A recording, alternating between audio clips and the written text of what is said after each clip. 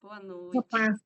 Agradecer a Deus, a Jesus, a espiritualidade amiga, as pessoas presentes, encarnados e desencarnados no nosso estudo.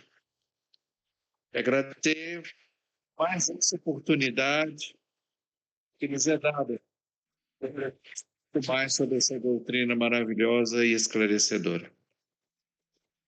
E a espiritualidade ilumine a cabeça e o coração, principalmente o coração, né? Que é muito sentimento que é necessário da Catrina para que ela faça uma boa palestra dessa noite para nós e que saiamos engrandecidos espiritualmente mais uma noite. Muito obrigado, Senhor, e que a nossa reunião seja coberta com o seu manto de paz e de bondade. Que assim seja. que assim seja. Posso falar com você, Catrinha? Se apresente, Catrine, por favor. Claro, nós temos quanto tempo de estudo? Só para eu esqueci de perguntar antes. Uma hora. 1 hora? Então tá joia. Bom, gente, eu sou a Catrine, eu sou daqui da cidade de Leopoldina, Minas Gerais, e a gente está no Espiritismo já tem aí quase 30 anos, né? 20 e poucos anos, mas nesse estudo mais aprofundado do Evangelho, faz 3 anos e meio que nós temos o NEP Cisco de Deus e a gente acompanha. Eu sou uma das coordenadoras do NEP, a gente acompanha os estudos também do NEP Emmanuel de São Paulo e a gente vai fazendo esse intercâmbio, trazendo um conhecimento, né, de um estudioso que é o Saulo no NEP Emmanuel para o nosso NEP, né, acrescentando aquilo que a gente já consegue perceber. E a gente está aqui na noite de hoje com o coração muito alegre, assim, de estar participando com vocês, né, da gente poder se conhecer, mesmo que seja virtualmente, e a gente vai aí estreitando esses laços, né, de fraternidade que o Evangelho cria em cada um de nós. Eu espero que, assim, essas reflexões simples que eu vou trazer para vocês hoje sejam úteis e que a gente possa também, né, que vocês possam acrescentar de forma a me engrandecer também, né, na noite de hoje, que é sempre que nós fazemos um estudo, nós somos aqueles que mais aprendem, né? Que mais aprende são aqueles que estão ali à frente, né? Porque precisam se empenhar para buscar, para entender, para conseguir transmitir tudo aquilo que a gente absorve. Então, eu espero que a espiritualidade possa estar aqui intuindo, né, envolvendo, para que o estudo seja o mais proveitoso possível para todos nós, né? Eu sou uma grande admiradora do trabalho dos NEPs, né? Estaremos em setembro em São Paulo, né, para o nosso encontro lá nacional, se Deus permitir, porque o NEP é um divisor de águas. Eu acredito que seja na vida de todos, né? E foi na minha vida um divisor de águas. Né? Apesar de muito tempo dentro do espiritismo, eu considero mesmo que toda mudança, eh, o meu esforço assim começou a apresentar resultados com o estudo do Evangelho com o NEP. Então fica para todos, às vezes que não participam regularmente, né, de um grupo de estudos desse, fica o convite, porque realmente é transformador, né? O poder do Evangelho é transformador na vida de cada um de nós. E a gente vai hoje refletir acerca de uma passagem, a perícope está no Evangelho de Lucas, do capítulo 6, dos versículos 43 ao 49. Apesar de ser uma perícope única, né, chamada ali na divisão do capítulo, chamada de advertências, eu escolhi fazer algumas divisões para a gente poder eh, colocar uma lupa, né, a gente enxergar com um pouco mais de profundidade alguns aspectos dos versículos. Então, vou pegar primeiro para a gente analisar os 2 primeiros versículos da perícope. pois, não há árvore boa produzindo fruto deteriorado. Por outro lado, nem árvore deteriorada produzindo fruto bom. Pois cada árvore é conhecida a partir do próprio fruto, pois não se colhem figos dos espinheiros, nem vindimam cacho de uva de sarça. Então, esse vindimam, né, é processo também de fazer a colheita, né, da uva. Então, o que a gente pode começar a pensar com esses 2 primeiros versículos? O Emmanuel, lá no livro Fonte Viva, ele tem uma mensagem que chama Pelos Frutos. E ali ele começa a citar uma série de características de uma árvore que poderia servir como forma de caracterizar. Ele vai falar do tamanho, da configuração, das ramagens, da copa imponente, ele vai falar dos galhos verdes, ele vai falar de tudo isso. Mas ele diz que nada disso caracteriza uma árvore.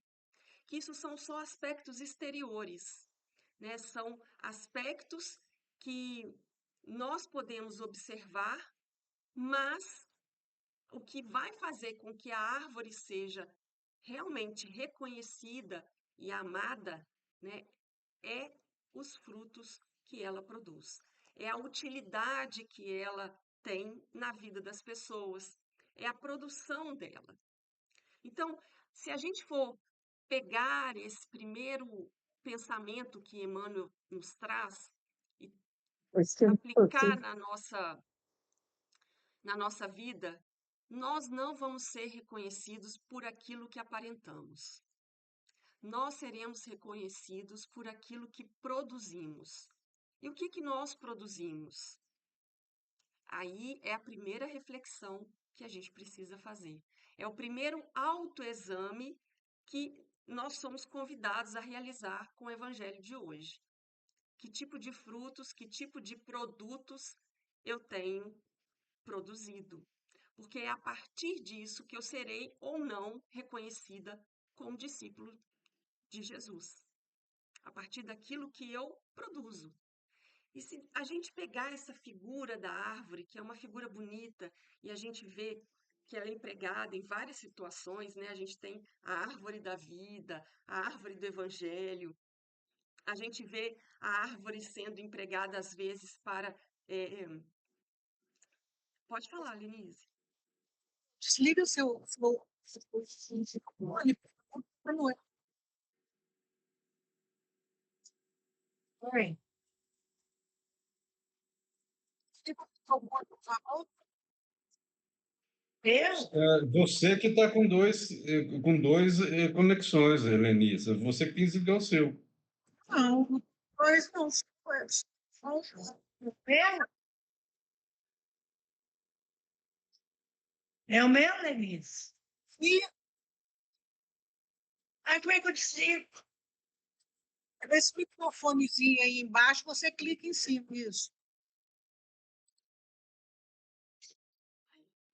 Acho que desligou, né? Não, não Tem desligou, não. um microfone, isso. Muito bem, obrigada. Então, gente, o primeiro aspecto que a gente pode observar nessa comparação com a árvore é que a árvore ela recebe todos os recursos divinos, né? Ela recebe a luz solar que ela precisa, ela vai receber o CO2 que ela precisa ali para se alimentar, ela recebe a água da chuva e ela não retém nada para ela. Ela pega esses elementos que ela recebe, transubstancia em outros elementos que são úteis para outras pessoas. Porque o fruto em si, ele não é útil para a árvore, ela não se alimenta do fruto. Mas aquela árvore, ela pode doar de si tanto o fruto, quanto a madeira, quanto elementos, substâncias que podem se transformar em medicamentos. Então, se a gente pegar esse exemplo da árvore, a gente vê que a árvore ela é completa no aspecto de doação. Ela doa tudo que ela possui. Ela não retém nada para si. Ela transubstancia, ela modifica aquilo que ela recebe e ela oferece aquilo de forma a alimentar, a dar abrigo, a dar proteção, a servir como medicamento. Então, ela é fiel ao seu papel. O papel para o qual ela foi criada, ela desempenha com a máxima fidelidade.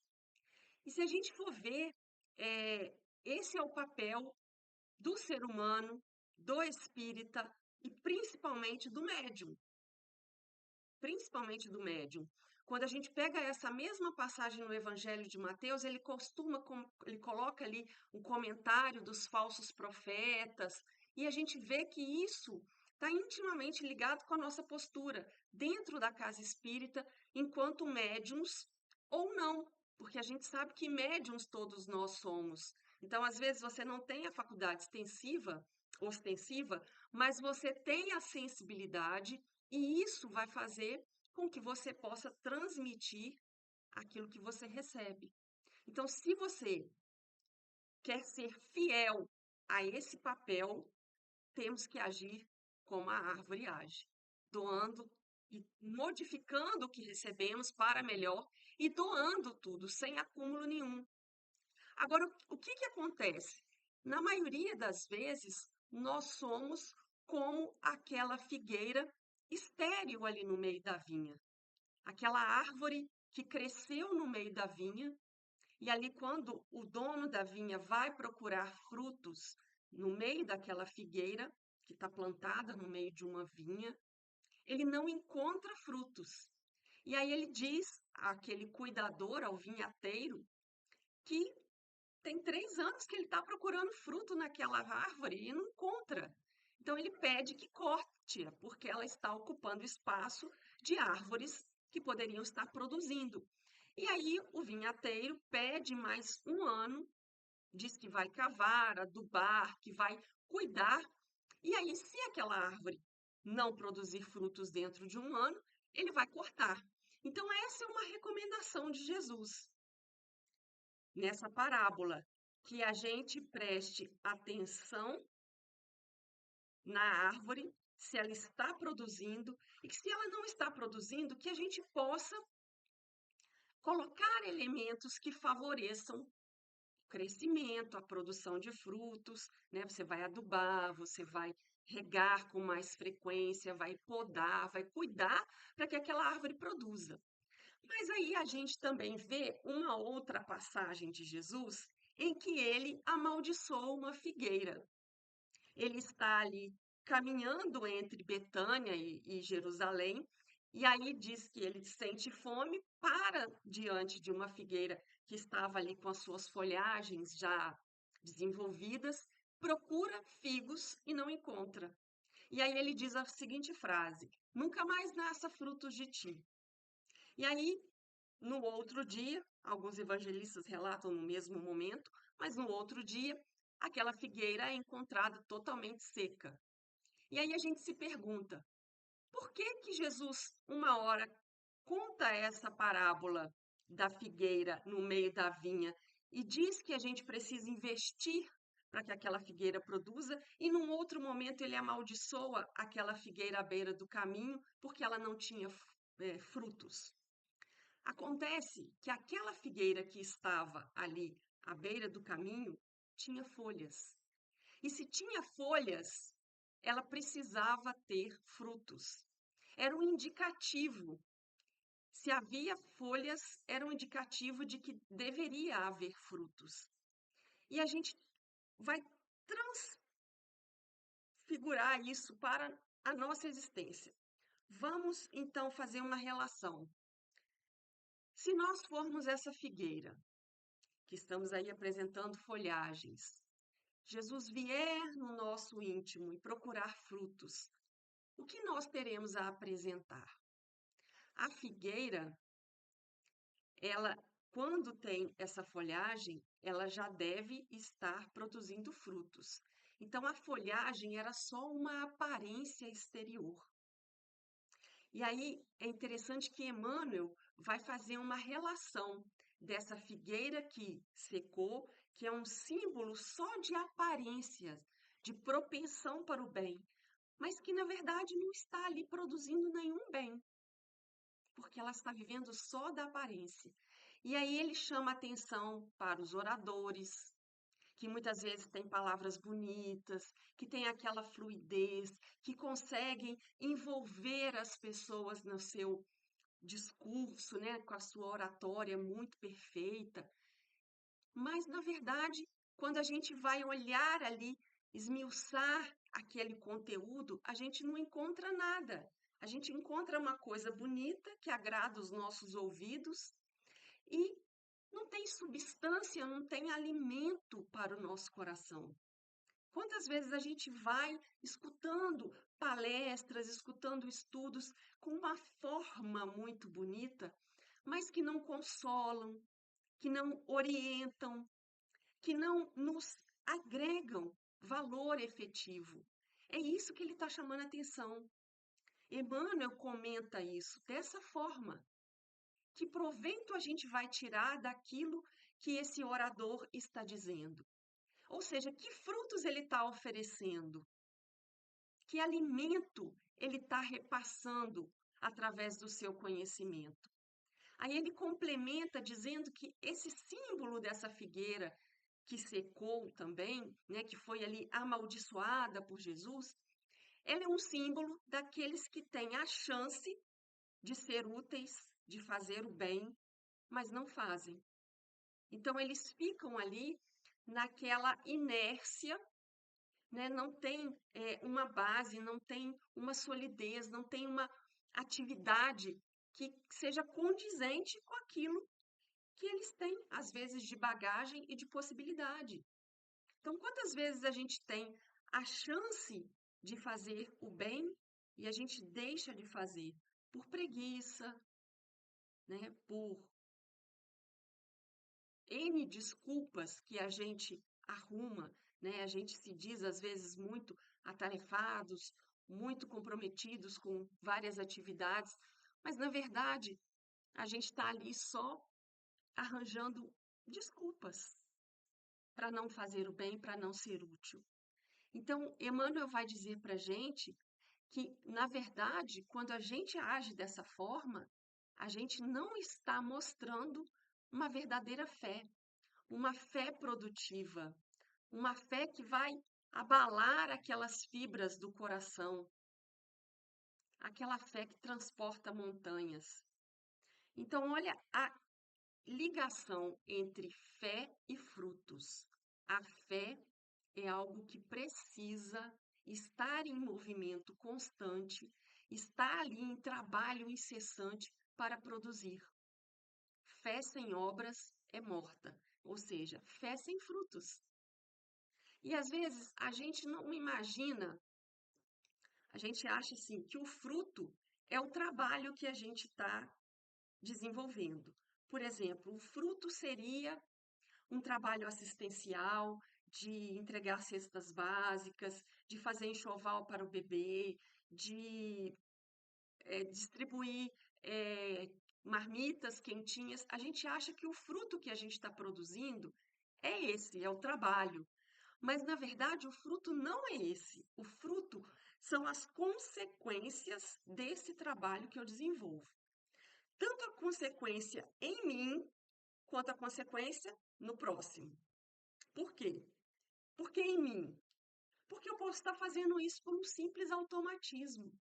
Eu posso estar participando de todos esses trabalhos assistenciais sem desenvolver o amor, somente como uma obrigação ou como uma forma, entre aspas, né, de garantir a minha proteção, a proteção para a minha casa. Né? Eu faço caridade, então eu sou merecedora de receber algo em troca da espiritualidade superior. Então, esse não é o fruto. O trabalho em si não é o fruto. O fruto é o que esse trabalho está modificando em mim. O que esse trabalho está desenvolvendo em termos de sentimento dentro de mim. Eu consigo me envolver sentimentalmente com aqueles que estão recebendo o alimento, recebendo o enxoval, recebendo a sopa.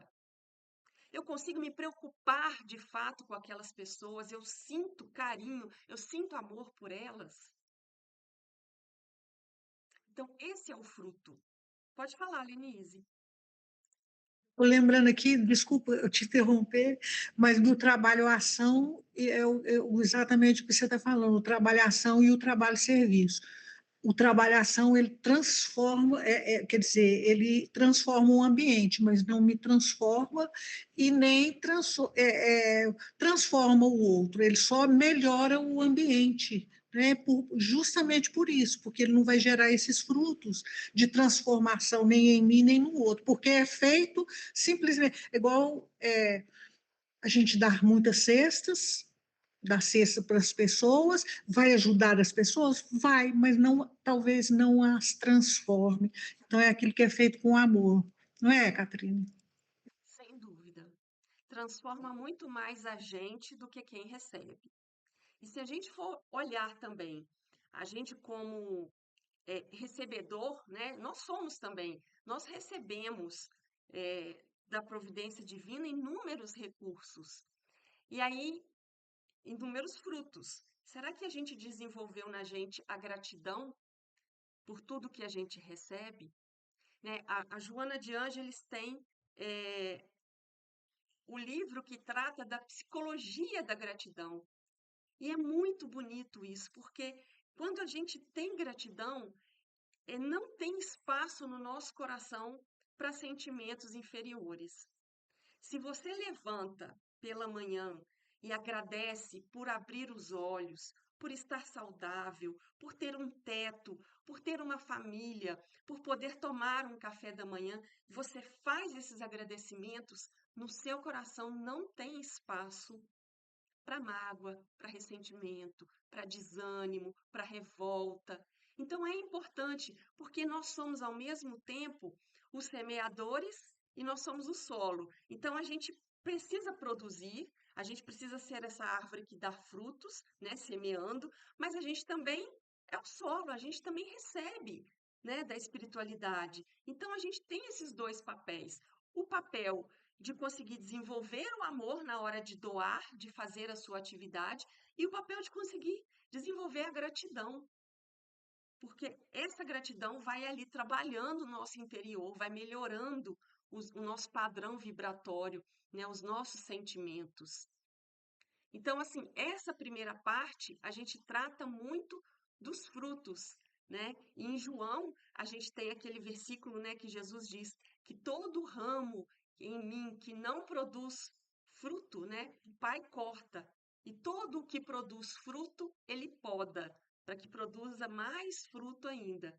Então a gente percebe que às vezes a gente se sente incomodado com esse versículo, porque aquele que não produz fruto é cortado. Mas aquele que produz, ele é podado, ou seja, ele também sofre alguns ajustes ali para produzir ainda mais. Então a gente percebe que às vezes essa poda, que a gente pode entender ali como uma prova, né, como uma espécie de sofrimento que chega, ela é necessária para o nosso crescimento, para a gente se fortalecer, né, enquanto árvore que somos e poder produzir mais frutos. Então a gente fica muitas vezes esperando, quando a gente entra principalmente para uma religião, quando a gente adentra uma casa espírita, a gente percebe, Emmanuel faz esse comentário. Deixa eu ver se eu tenho aqui, qual que é o livro que ele faz esse comentário? Ah, ele faz o comentário no primeiro livro dele, no Emmanuel. No primeiro capítulo, ele vai dizer que todos aqueles que ingressam nos estudos espíritas, às vezes ali ingressam porque estão em sofrimento profundo, né, no auge das suas dores, ou por perda de alguém, por um processo depressivo. Então, eles vão ali à casa espírita em busca daquele amparo moral. E aí eles sentem que aquelas dificuldades, aquelas tempestades acalmam, né? Tudo vai se amainando. E aí os corações começam a ficar gratos, né? A reconhecer e voltam-se para as coisas, os aspectos espirituais, né? A gente então vai naquela primeira vez, a gente recebe o socorro espiritual e a gente percebe que tudo melhorou e aí continua, começa esses estudos. Mas aí ele deixa claro assim: os tormentos não desaparecem. Passada uma trégua ligeira, aí vem aquela recrudescência, aqueles prantos, às vezes até mais amargos, né? Vêm as provas. Por quê? É a poda que chega, é a hora que Deus fala: esse filho já tem conhecimento suficiente. Então agora ele pode fazer a prova que ele vai se sair bem. Então ele aplica essa prova como forma da gente passar de ano, né? E isso é a poda. Então, às vezes, a gente percebe isso, um tempo de calmaria e logo em seguida uma poda, ou logo em seguida as dificuldades, para que a gente possa se fortalecer ainda mais, produzir ainda mais frutos. Isso é muito normal. E Emmanuel foi muito claro nisso, né? Que seria uma trégua temporária. Então, a gente, quando para pensar nesse aspecto da gente como árvore, da gente sofrendo essa poda, a gente com esse chamado, né? Na verdade, é um chamado para que a gente produza ainda mais, porque senão a gente se acomoda. Se não vem essa poda ali, às vezes, nos lembrar, né, do quanto de serviço ainda temos, o quanto ainda podemos oferecer, a gente se acomoda naquele pouco que a gente faz. Então, de tempos em tempos, temos que passar por essas podas, né? E aí, cada um vai, às vezes, encarar de uma forma. Mas, na verdade, o que nós deveríamos ter em mente, o comportamento que a gente deveria ter é aquele que Paulo destaca, né? Eu acho interessante na passagem do livro Paulo e Estevão, quando Áquila e Prisca se encontram depois de muito tempo que eles estavam distantes de Paulo e começam a contar as perseguições que eles sofreram, né, fundando a igreja em Roma. Então, eles contam que foram presos, açoitados, e aquilo ali Emmanuel descreve dessa forma. Paulo exultava de alegria. Aí você fala, nossa, ficou feliz porque os amigos sofreram. E ele fala, exultai-vos, Deus os julgou dignos do testemunho. Então, é mais ou menos isso que a gente precisa ter em mente, que às vezes a dificuldade chega porque Deus nos acha prontos para dar mais, né? Para passar por essa prova e a gente poder subir um degrau a mais na nossa evolução. E aí, voltando para a perícope da noite, ele continua da seguinte forma: o homem bom apresenta boa coisa, do bom tesouro do coração, e o mal apresenta coisa má do seu mau tesouro, pois da abundância do coração fala a boca dele. A gente tem muito o costume de usar essa expressão no nosso dia a dia, né? A boca fala daquilo que o coração está cheio.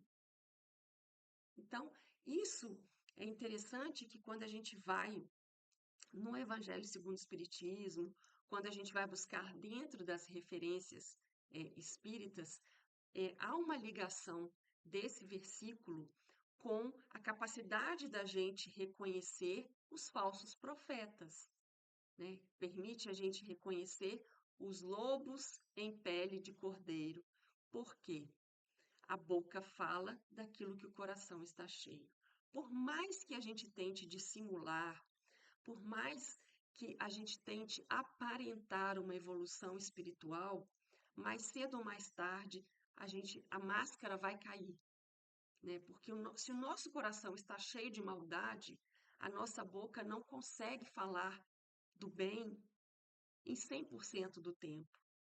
Chega um momento em que a máscara cai, né? Que se o lobo está vestindo a pele de cordeiro, essa pele cai. Então, esse é um dos aspectos fundamentais para a gente entender e para a gente se precaver contra esses falsos profetas. A gente pode trazer para a nossa atualidade. A gente hoje tem acesso a informações do mundo inteiro. Então, a gente tem ali o conhecimento das atitudes, das falas, dos discursos, das causas que políticos, que pessoas influentes, né, que pessoas famosas defendem.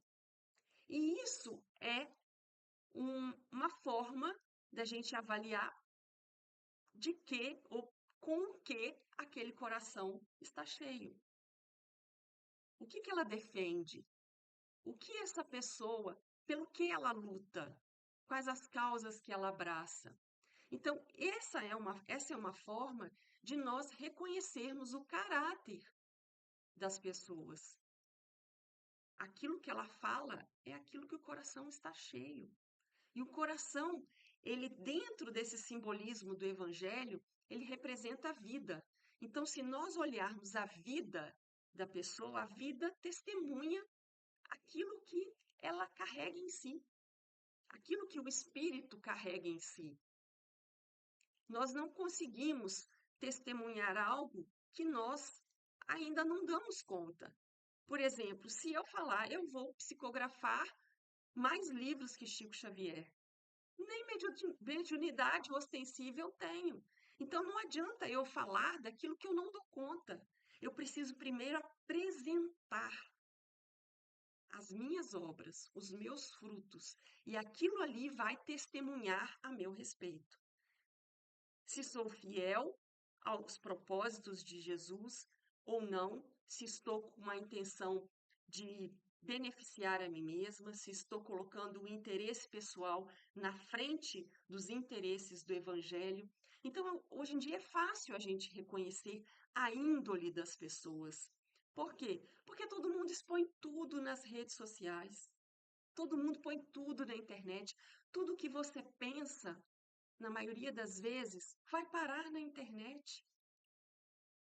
Então, você vê a pessoa que fica revoltada porque o seu voo atrasou, dando escândalo. Você vê a pessoa no trânsito que comete alguma infração, perde a paciência e briga com o outro que reclamou. Então, ali você está tendo a possibilidade de enxergar aquilo que a pessoa é por dentro, de ver com o que aquele coração está cheio. Então, hoje, a gente está até diminuindo os nossos filtros, né? Com essa liberdade que nós temos de nos expressarmos, a gente diminui os filtros.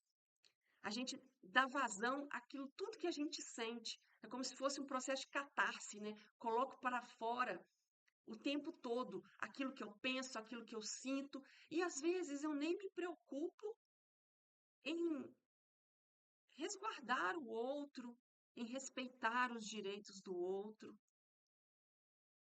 Eu me acho sempre no direito de falar aquilo que eu penso. Então, se eu falo tudo que eu penso sem filtro, eu estou mostrando ali, e se isso que eu falo não é bom, né? Se isso que eu falo não é verdade, se isso que eu falo não é útil, não ajuda ninguém, é porque meu coração está cheio desses sentimentos. Essa capacidade de dissimular em 100% do tempo nós não temos. E mesmo que a gente desenvolva uma habilidade enorme na matéria, enquanto encarnados, de dissimular o nosso pensamento, de dissimular daquilo que nosso coração está cheio, quando nós chegamos no mundo espiritual, é impossível dissimular. Ali, mesmo que a gente não fale, né? Porque, como a frase é, da abundância do coração fala a boca, mesmo que a gente não fale, nós vamos exteriorizar aquilo que o nosso coração está cheio no nosso próprio perispírito, nas nossas próprias sombras, né, que vão nos envolver. Então, no mundo espiritual, é impossível haver essa dissimulação. A gente pode até treinar aqui na matéria, mas mais cedo ou mais tarde a gente acaba se mostrando como nós realmente somos. E aí, adiantando um pouquinho mais na nossa perícope, Lucas continua assim: Por que me chamais Senhor, Senhor, e não fazeis o que eu digo? todo aquele que vem a mim, ouve as minhas palavras e as pratica, eu vos mostrarei a quem é semelhante. É semelhante a um homem que edifica uma casa, o qual cavou, aprofundou e colocou o alicerce sobre a rocha. Ocorrendo uma inundação, e rompeu o rio contra aquela casa, e não a conseguiu abalar, por ela estar bem edificada. Mas o que ouviu e não praticou é semelhante a um homem que edificou uma casa sobre a terra, sem alicerce. E rompeu o rio contra ela, e logo desabou, e tornou-se grande a ruína daquela casa. Então, olha que analogia interessante. Para fazer a mesma advertência, Jesus utiliza duas figuras de linguagens diferentes, né? Ele fala primeiro dos frutos e depois ele fala da casa alicerçada sobre a rocha, que na verdade é baseada na fé, principalmente aquela fé raciocinada, que é o que Kardec nos pede. Porque a fé raciocinada, quando vem esses ventos exteriores, essa inundação exterior, a fé raciocinada não é abalada, porque ela consegue confrontar essas dificuldades sem se enfraquecer. Então, é, é uma figura de linguagem para dizer que, se a sua fé é firme, e fé naquela época, gente, é muito importante a gente dizer isso, porque hoje a gente acha que fé é só crença, né? É só externar a nossa crença. E naquela época a fé, ela era inseparável das obras. Ela é inseparável das obras. Não se entendia alguém que possuía uma fé e não praticava, não colocava em prática aqueles preceitos que aquela fé pregava. Então, por isso Jesus chama os fariseus de hipócritas, porque eles tinham conhecimento, mas eles estavam agindo de uma forma contrária àquele conhecimento que possuíam. Não estavam produzindo frutos, não estavam ali colocando em prática. Então, Jesus fala: faça o que eles falam, mas não faça como eles.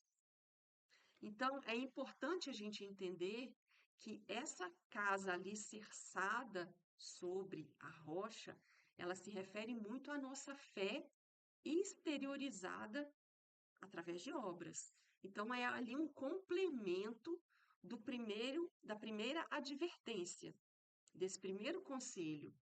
Só que é interessante porque quando a gente vai fazer uma construção, e nesse caso, a gente faz a escolha do alicerce.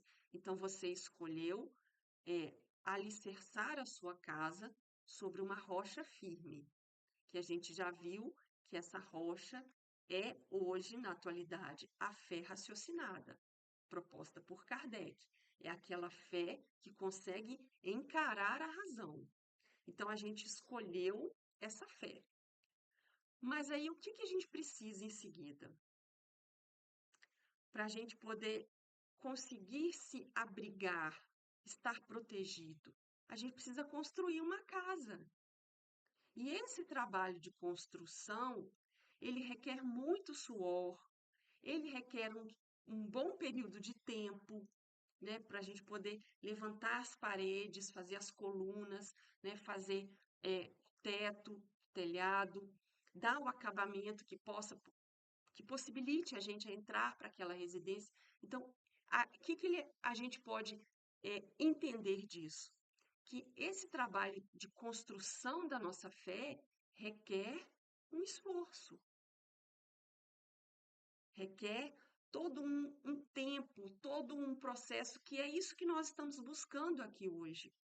Conhecer, começar a meditar, começar a sentir, depois começar a viver isso, como Alcione nos recomendou.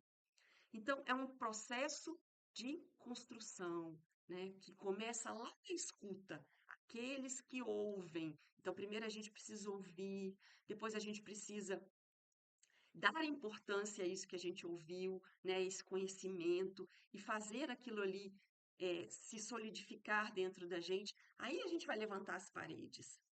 Aí a gente vai começar a construir realmente esse abrigo, né, que vai ali nos proteger da ventania, que vai nos proteger das águas dos rios. E é muito bonito essa comparação de Jesus. Por quê? Se a gente for pensar, tudo começou aonde? Lá nas tábuas, entre aspas, da lei de Moisés. Todo o diálogo de Deus com a gente começa lá, que na verdade não eram tábuas, eram rochas, eram pedras, né? Então a gente sabe que os mandamentos foram escritos nas duas tábuas da lei, que na verdade eram pedras, eram rochas, para mostrar para a gente, com aquele símbolo, que tudo que Deus constrói, ele é construído ali nessa base da perenidade, nessa base que é, de certa forma, indestrutível. É claro que você vai falar, ah, a rocha, ela pode ser destruída, pode, mas é como um símbolo, né, daquilo que tem uma base forte. Então, a primeira revelação já foi construída nessa base de pedra. E olha que bonito que Jesus nos traz, né? Tô vendo esses coraçõezinhos subir aí, que bonitinho. E olha que beleza quando a gente vai fazendo essas conexões, né, que o NEP permite. E aí uma outra conexão bonita que a gente pode fazer também, que a gente lembra, é aquele diálogo de Jesus com os apóstolos, né? Que as pessoas estavam ali dizendo que, ah, Jesus é Elias. Quem dizeis que eu sou? Quem dizem que eu sou? Ah, uns dizem que o Senhor é Elias, outro que é João Batista, que é isso, que é aquilo. E aí ele pergunta: e vós? Quem dizeis que eu sou? E aí Pedro dá aquela resposta totalmente inspirada pela espiritualidade superior, né? Ele vai dizer que tu és o Cristo, o Filho do Deus que vive, do Deus vivo. E aí Jesus faz aquele reconhecimento, né? Bem-aventurado és tu, Simão, filho de Jonas, porque não foi a carne nem o sangue que revelaram isso a ti, mas o meu Pai que estás no céu. Então ele confirma ali que Simão Pedro foi inspirado naquele momento. E aí, a partir dali, Jesus fala: E eu também te digo, tu és Pedro, e sobre esta pedra edificarei a minha igreja, e as portas do Hades não prevalecerão contra ela. E aí é interessante, porque a gente pode pesquisar essas duas palavras que são utilizadas ali, né? Tu és Pedro, a palavra usada é Petros, uma pequena pedra. E depois ele fala, e sobre esta pedra, que aí já está escrito lá como Petra, como rocha, edificarei a minha igreja. E a gente pensou que seria Pedro o grande responsável, a grande base, né, a pedra fundamental da igreja de Jesus. Mas na verdade, existem interpretações de que Jesus quis dizer ali que é em cima da pedra, ou seja, daquele fundamento que é a prática, né? Sobre esta prática, sobre o fundamento de coisas perenes, de base sólida, é que Jesus ia erguer. Porque o fundamento não é Pedro, mas é o que ele falou. É em cima de reconhecer que o Cristo é o Filho de Deus, que ele é o nosso governador, é que deveria ser erguida a igreja, construída a igreja. Então, seria em cima do que Pedro disse, e não da pessoa de Pedro, mas da revelação que ele faz ali acerca de Jesus. Então, entre aspas, a gente entende que a igreja deveria ter sido edificada sobre a prática. E aí a gente volta lá no primeiro versículo. Frutos, prática, oferecer aquilo que seja útil, ou seja, fé em movimento, fé operante, fé que produz, né? Então, deveria ser nesse sentido que a gente deveria ter interpretado, né? Daquela fé ali, daquela necessidade de transparecer a fidelidade às leis divinas como uma base, né? Como ali o alicerce para tudo que seria erguido acerca de religiosidade por nós depois nos próximos séculos. né? E a gente vê que a gente ergueu muito em cima de uma figura humana de Jesus e não em cima daquele Cristo operante, dinâmico, filho do Deus, né, governador espiritual, modelo e guia. Então a gente acaba transferindo para Jesus um aspecto de crença diferente do aspecto de fé, né? A crença que nós temos hoje, aquela crença que é muito mais às vezes de externar através de palavras do que de mostrar a fidelidade aos princípios que ele trouxe, né? Se a gente for ver, nós, discípulos, nós, através dos nossos atos, das nossas palavras, do nosso pensamento, a gente está ali dando informação da nossa origem espiritual e também do caminho que nós estamos buscando seguir. Então, a expressão máxima que nós deveríamos buscar como cristãos não é falar, mas primeiramente vivenciar, né? E a gente pode trazer também, para a gente já ir encerrando aqui e indo, né, para a gente poder conversar um pouquinho também, a gente pode fazer um paralelo dessa casa construída sobre a rocha, né? Dessa fé inabalável. A gente pode fazer esse paralelo com aquela casa erguida sobre a rocha que veio a chuva, né? É interessante que no Evangelho de Mateus ele coloca alguns outros elementos que em Lucas não aparecem, né? Em Mateus vem a chuva, os ventos, a casa construída sobre a areia. Então, vamos pensar um pouquinho nesses elementos para a gente entender o que seriam essas inundações que Jesus fala. Então, quando a gente pensa em chuva, em água, a gente liga muito a tribulações materiais, né? A agitação no meio social, dificuldades com saúde, com aspectos financeiros. Então, a chuva representando aquilo que a matéria é capaz de trazer em forma de perturbação. Então, se a nossa fé está ali alicerçada nessa base firme, mesmo que Jesus não chegue acalmando a tempestade, ele vai chegar acalmando e preparando o marinheiro, né, o dono da casa, para passar por aquela tempestade, por aquela chuva. E os ventos que Mateus traz no evangelho dele? Vento é muito ligado ao espírito, né? Deus soprou as narinas, né, de Adão e ali ele coloca o espírito, né? Ele se torna um espírito, um ser vivente.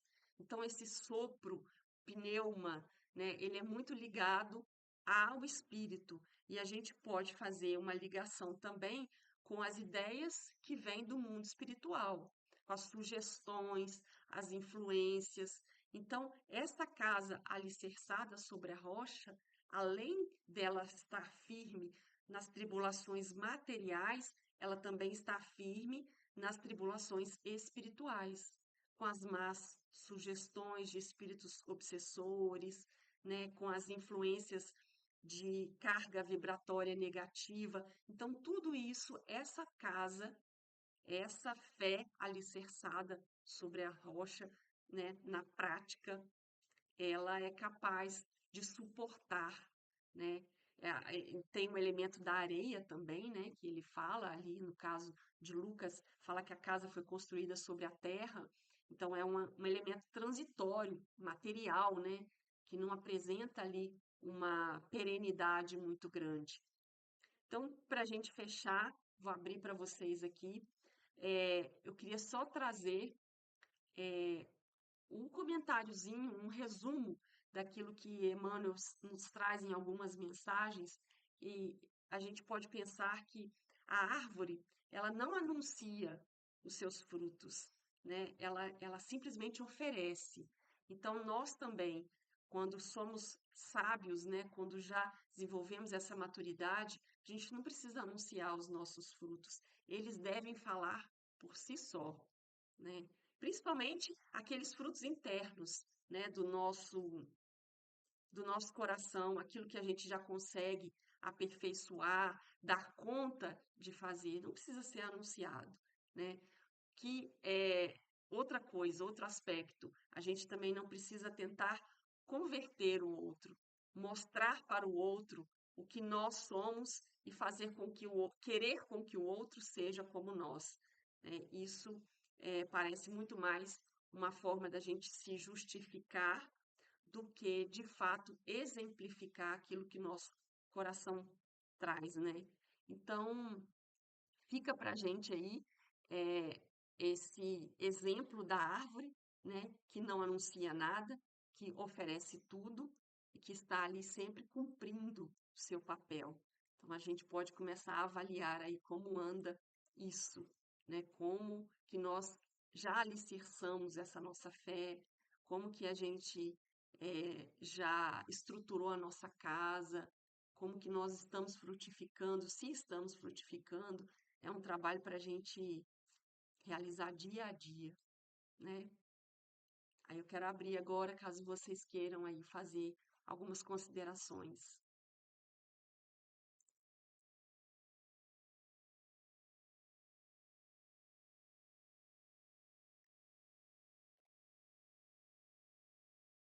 Estava esperando, gente. Samuel, Amilca, Juliana, Fátima e os outros que estão aí.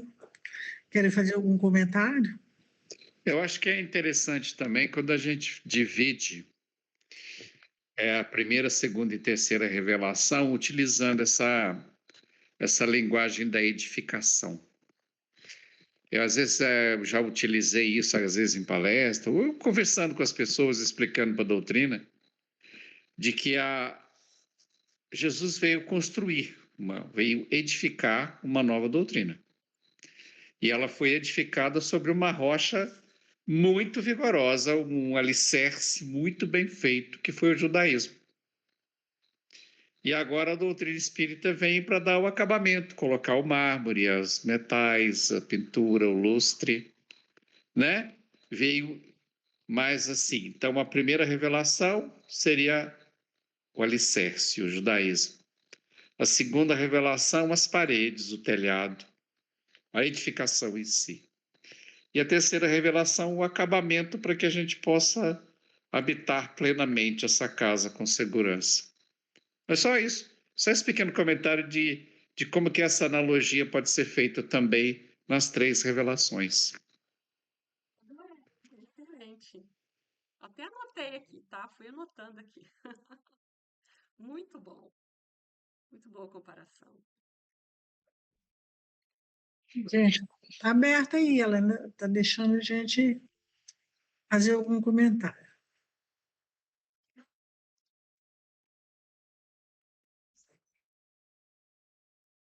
Melhoras aí para sua coluna. Vai fazer uns exercícios de pilates que melhoram.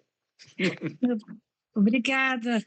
Eu faço, mas sei por que no sábado deu uma pensada na coluna, que eu tenho hernia de disco, aí mas Essa tô melhorando. famosa travada, já passei por É, isso. mas muito bom o estudo, viu? Muito bom mesmo. A Obrigada. Nelise é companheira do NEP Anália Franco e ela convidou, gostei muito. Tem um Samuel, outro. Pode falar. Também gostei muito obrigada, viu, Catrine? Eu fico muito tocada quando se fala dos frutos do coração, porque nós que estamos nessa jornada, nessa caminhada, nesse empenho de nos auto-melhorarmos, vira e mexe todos os dias, né? Somos pegos aí pelas nossas imperfeições. Mas quando se trata dessa consciência de sabermos que os frutos do nosso trabalho, da nossa modificação, do nosso empenho, são vistos através do que nós trazemos no coração, eu me lembro que o desejo de amar já é amor. Então, mesmo que a gente encontre aí no caminho essas pedras, o nosso desejo, sendo verdadeiro, mostra que nós estamos no caminho certo. Porque eu acredito que todos nós que estamos neste empenho, fazemos as autoanálises que são necessárias para promover esse crescimento. Então, o desejo de amar já é amor. Sem dúvida, né? A gente faz essa busca, né, por esse aperfeiçoamento íntimo e é um esforço que a gente precisa fazer, mas é um esforço constante. E é interessante porque a base que a gente percebe no cristianismo é exatamente a, a ressurreição de Jesus, né? É exatamente trazer para a gente que nós somos espíritos. Então, o alicerce que ele coloca também na sua doutrina é essa questão espiritual, né? É a questão de que a morte não existe. Então, somos espíritos eternos. E enquanto espíritos eternos, às vezes a gente não dá conta, às vezes não, sempre, né? Não damos conta de fazer tudo o que precisamos fazer em uma existência apenas. Então, essa base, essa certeza que a gente tem hoje da imortalidade, ela traz para a gente uma, uma capacidade de fortalecimento da nossa fé muito grande, porque a gente se vê como espírito, a gente se vê nesse processo, nessa jornada, né, nessa caminhada, e a gente sabe que em alguns momentos na nossa caminhada a gente vai tropeçar, a gente vai cansar, vai querer sentar um pouquinho e descansar, mas a gente sabe que mais cedo ou mais tarde a gente vai chegar no nosso objetivo, né, que é sermos espíritos puros. E hoje a gente tem essa consciência tão clara. Então, isso é a nossa base, isso é aquilo que deixa a nossa fé cada dia mais robusta, né? A gente saber da justiça de Deus, que não falha nunca, da bondade de Deus, que nos atinge sempre, né? E que se a gente não der conta de fazer o que a gente precisa agora, a gente vai ter chances, né, de fazer esse trabalho, de desenvolver todos esses sentimentos que estão em potencial dentro da gente em outras ocasiões, em outros momentos. Assim como, como é uma semente, ele enxerga a gente, né? A semente, ela tá ali com uma árvore em potencial. E nós também somos como uma semente, com a pureza em potencial. Só que a gente precisa desse tempo para poder atingir esse grau de pureza, né, que Jesus vem nos pedir aqui e nos mostrar como, vem nos mostrar o caminho, né, o que fazer. Então, era mais isso assim que eu queria realmente acrescentar, porque é uma mensagem linda, né? E a gente precisa levar isso adiante, levar isso com a gente, né? Dessa bondade e dessa justiça de Deus. Catherine, que coisa boa, mas essas finais, né, nós já estamos no tempo aí, mas eu quero falar que a falsa imagem, às vezes, nem é de propósito, que a gente não externa, não demonstra, não aplica, não vivencia. Às vezes aquilo é uma falsa impressão de que nós temos, às vezes, que a gente já conquistou muitas coisas e, no fundo, a gente não tenha conquistado. Eu até nem acho que isso seja de propósito, é essa falsa visão mesmo. E o título é Advertências É Jesus nos advertindo de que nós temos que fazer uma construção dentro de nós verdadeira, sólida, que ela não vai ser destruída, que a gente possa, no momento oportuno, retirar de dentro de nós esse tesouro construído no dia a dia, né? Numa crença verdadeira, aquilo que Jesus colocou para a gente. Então, é importante que a gente faça essa construção no dia a dia, dentro de nós, sincera, de autoavaliação, de compreensão, para que nos momentos de ventanias, de dificuldades, a gente possa estar firme, ser uma rocha, porque a gente construiu ao longo do tempo. Por que a gente desmorona? Porque não há uma construção sólida, verdadeira. Quando os problemas, quando as dificuldades, quando tudo aparece à nossa frente, nós desmoronamos. Aí vem as depressões, vem as quedas, vem, às vezes, até atos extremos como suicídio. Então, o título é muito propício a advertências. Ele está, presta atenção, o que você está construindo no seu dia a dia. Na hora que for preciso, você não vai conseguir tirar de dentro de si a força necessária, né? A confiança necessária. Sim, o Emmanuel tem uma frase que eu gosto muito, que ele fala assim: o cristão não pode ser tímido. E às vezes a gente tem essa timidez e a gente tem o medo, porque não tem aquele ditado que diz que a árvore que dá frutos é a que leva pedradas? Então, muitas vezes a gente começa a dar uns pequenos frutos e as pedradas começam a vir na nossa direção. O que que a gente faz? A gente acaba se retraindo, né? Eu, da minha parte, amei as suas colocações, achei muito assertivas.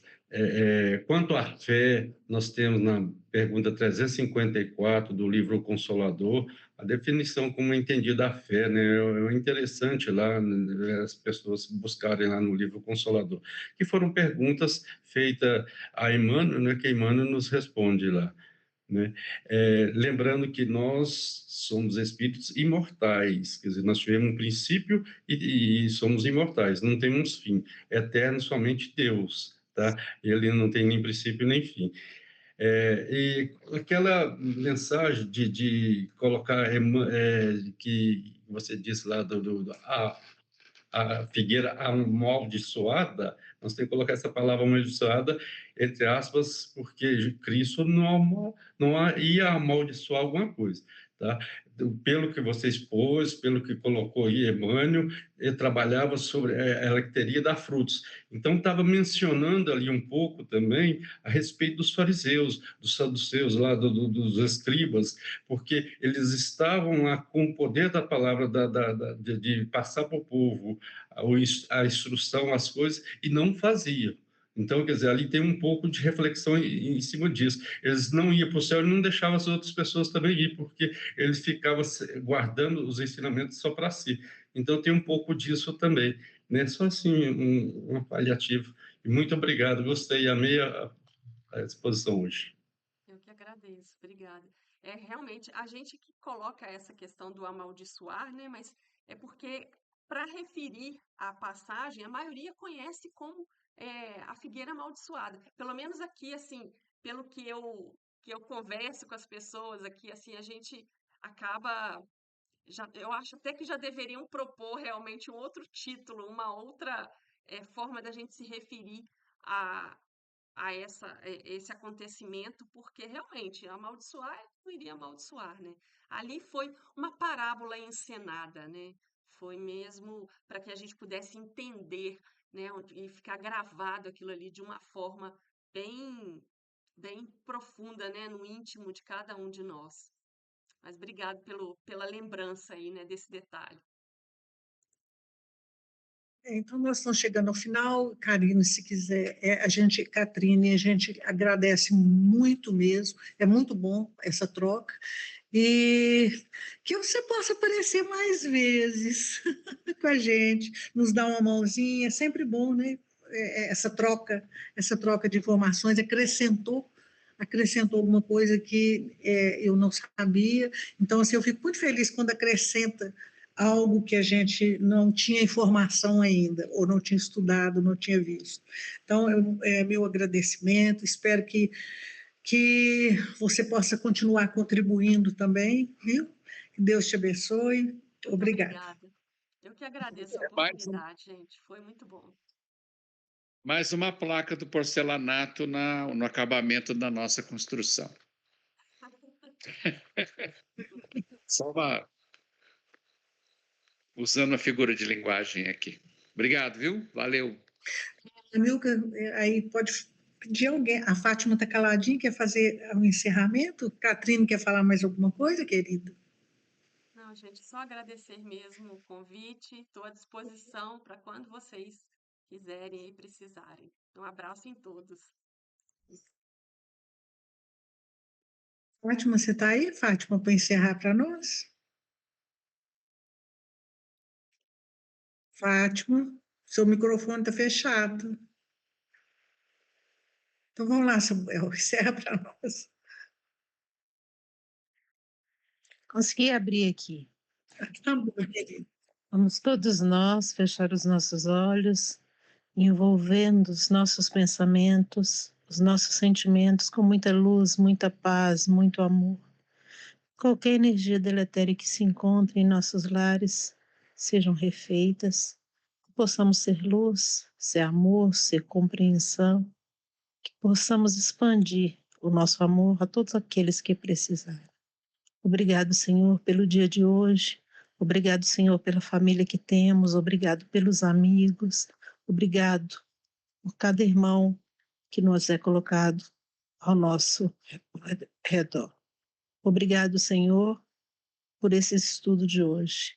Abençoa, Senhor, nos dê saúde, sabedoria. Abençoa a vida da Catrine, que ela possa continuar levando os seus ensinamentos a muitas outras pessoas. Que assim seja.